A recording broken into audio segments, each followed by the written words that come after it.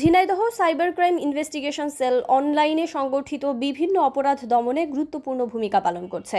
তাদের ধারাবাহিক অভিযানের ফলে ঝিনাইদহ জেলা থেকে বিভিন্ন সময়ে হারিয়ে যাওয়া ৮৪টি মোবাইল ফোন এবং মোবাইল ফাইন্যান্সিয়াল সার্ভিস প্রতারণার মাধ্যমে নেওয়া ৬৪,৪১০ টাকা উদ্ধার করা হয়েছে। রোববার ঝিনাইদহ পুলিশ সুপার সম্মেলন কক্ষে এক বিশেষ অনুষ্ঠানের মাধ্যমে উদ্ধারকৃত মোবাইল ফোন এবং অর্থ প্রকৃত মালিকদের নিকট হস্তান্তর করা হয়। এ সময় অতিরিক্ত পুলিশ সুপার জনাব মোহাম্মদ ইমরান জাকারিয়া উপস্থিত থেকে এসব মালিকদের হাতে ফিরিয়ে দেন। এ সময় পুলিশের পক্ষ থেকে বলা হয়, Jhenaidah cyber crime investigation cell গঠনের পর থেকে সামাজিক যোগাযোগ মাধ্যমে নিয়মিত সাইবার পেট্রোলিং চালিয়ে আসছে।